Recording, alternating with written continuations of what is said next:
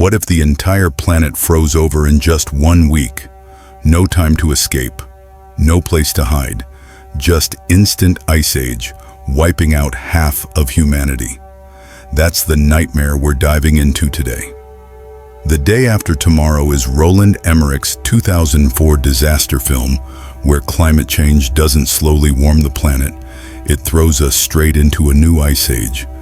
We've got Quaid as a scientist nobody believes, Jake Gyllenhaal as his son trapped in frozen New York, and Mother Nature going absolutely insane. I'm giving you the complete story from start to finish. Let's get into it. The movie opens in Antarctica, where climatologist Jack Hall is drilling for ice core samples with his team, Frank and Jason. Everything seems normal until the massive ice shelf they're standing on suddenly cracks apart. This isn't a small crack. This thing could swallow entire buildings. Jack barely makes it across the split before half the shelf breaks off into the ocean. They survive, but it's a warning of what's coming.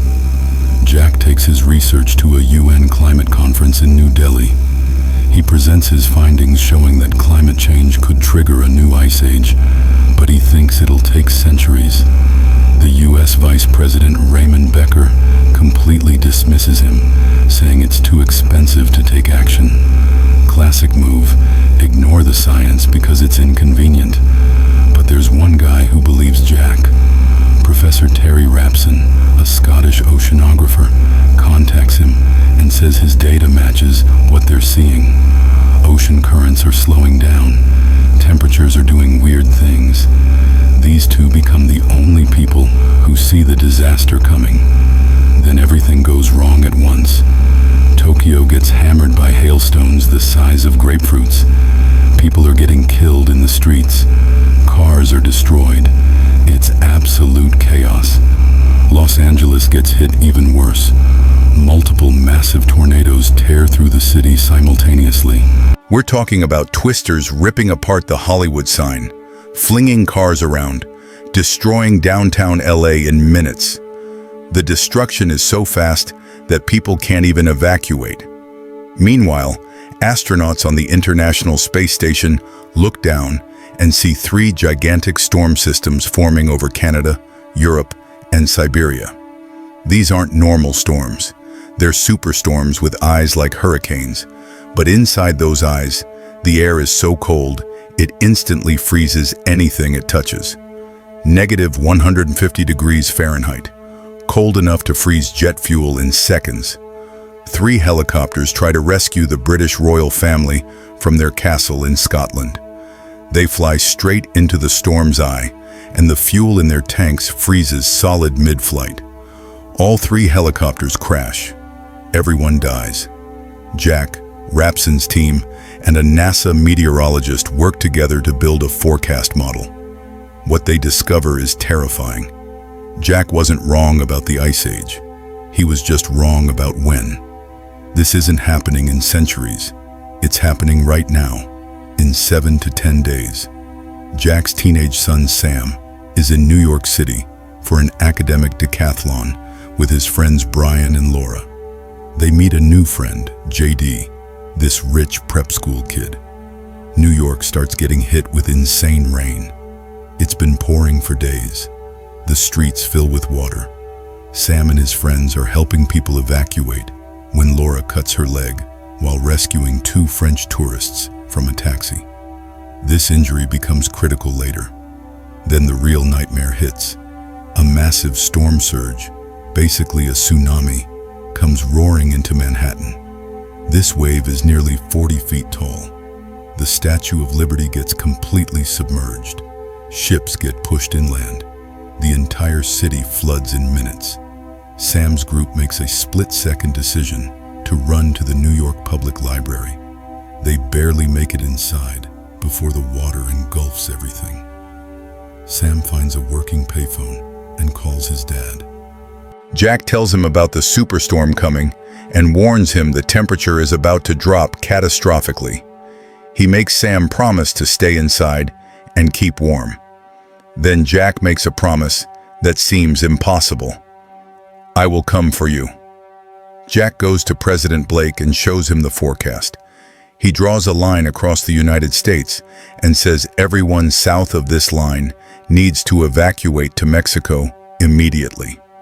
Everyone north of that line, it's too late. The vice president thinks Jack is exaggerating, but President Blake makes the call. He orders the southern states to evacuate. We see massive crowds of Americans crossing the border into Mexico. Americans are now refugees, and Mexico opens its borders to help. For people in the northern states, the government just tells them to find shelter and stay warm. There's no time to save them. Back in Scotland, Rapson and his team keep working, trying to give the world as much data as possible. But the European superstorm reaches them. The temperature drops so fast, they can't escape. In their final moments, they stay at their stations, still working, still trying to help. They freeze to death at their desks. Jack, Frank, and Jason set out from Washington, D.C. to New York on foot. All transportation has shut down. They're walking hundreds of miles through frozen wasteland to reach Sam. The journey is brutal. They're crossing Pennsylvania when Frank falls through a snow-covered skylight on a shopping mall roof. He's hanging by his rope, and he knows if the others try to pull him up, all three will fall. So Frank cuts his own rope. He sacrifices himself, falling to his death. Jack and Jason keep going, just the two of them now. Back in the library, the situation is desperate. The floodwater has frozen solid. Most survivors decide to leave and head south despite Sam's warnings.